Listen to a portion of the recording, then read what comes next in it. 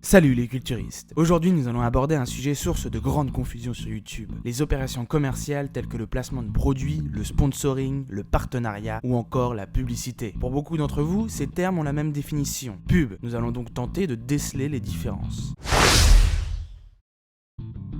Commençons par le placement de produits, opération qu'on pense régulière sur YouTube alors qu'il n'en est rien. Il y a très peu de placements de produits sur YouTube malgré le fait que beaucoup de créateurs déclarent ou sont accusés d'en faire. Le placement de produits sert principalement à mettre en situation un produit ou un service d'une marque. Néanmoins, la loi française est claire, le créateur ne peut pas inciter directement à l'achat ou mettre en avant de manière injustifiée le produit. Le placement se limite donc à la simple présence à l'écran, voire à la citation orale. Il est majoritairement utilisé dans les œuvres cinématographiques dans le but de rendre crédible le monde de la fiction. Car oui, dans votre vie de tous les jours, vous êtes constamment confronté à des tonnes de marques. À la télé française, vous pourrez voir depuis peu un petit sigle P indiquant la présence de placement de produits. Vous comprendrez facilement que lorsqu'un jeu vidéo occupe la totalité du fond d'une vidéo gaming, qu'un produit ou qu'une marque vous sont présentés de manière totalement unilatérale et vous incite à cliquer sur un lien, à ce niveau, ce n'est plus du placement de produits. It's like people only do things because they get paid. And that's just really sad.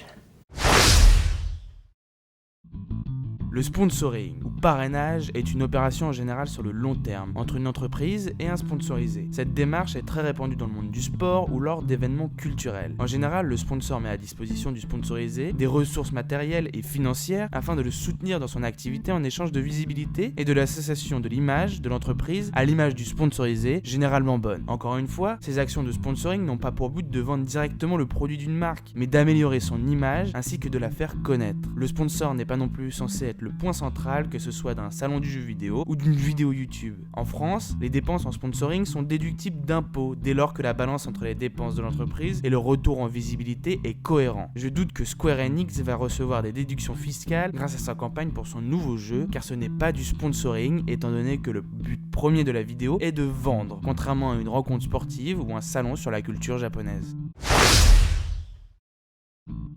Nous arrivons enfin à une forme d'opération commerciale bien plus présente sur YouTube, bien que selon moi, très sous-exploitée, le partenariat. Avec un prix pour les prestations ou non, il s'agit de la définition d'un projet commun entre deux parties qui souhaitent garder leur indépendance. En d'autres termes, c'est un accord, en l'occurrence entre un vidéaste et une société, afin qu'ils puissent travailler ensemble à un projet rapprochant leurs deux univers. Les deux parties restent néanmoins indépendantes, sans relation employeur-employé. Le meilleur exemple est la campagne de partenariat du Louvre, réalisée avec le Fossoyeur du film, Nota Bene et Axolot, qui ont chacun intégré le Louvre dans leur univers si différents les uns des autres.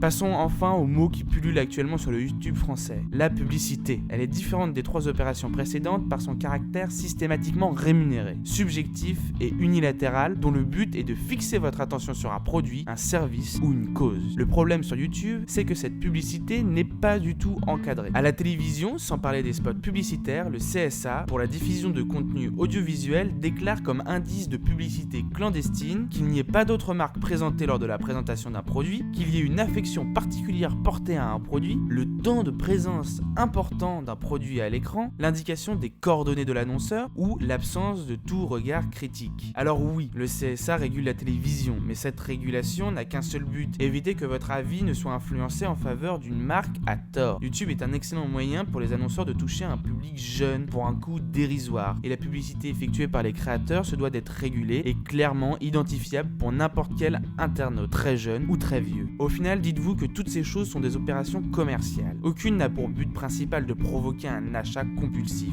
Non, leur but est de s'offrir une place dans votre inconscient. Vous ne payez pas en euros ce genre de services comme la télévision, la radio et les vidéos YouTube. Vous les payez en temps de cerveau disponible, la nouvelle monnaie à la mode. Car oui, ces opérations ont pour but de négocier avec ce contenu, la plupart du temps de divertissement, une petite place à ses côtés dans votre cerveau, votre inconscient, votre mémoire. Pour finir, ce genre d'opération n'est pas forcément néfaste. Cela permet de financer une grande partie du budget d'un film, d'une vidéo, d'une émission de télé, d'un site internet ou même d'un jeu vidéo. Dites-vous bien que la particularité de tous ces domaines est qu'ils ne dégagent des revenus qu'une fois le produit fini, généralement très coûteux et long à produire. Les marques offrent ainsi les moyens financiers nécessaires à toute création d'envergure en échange de visibilité. Vous en pensez quoi, vous ? Salut les culturistes!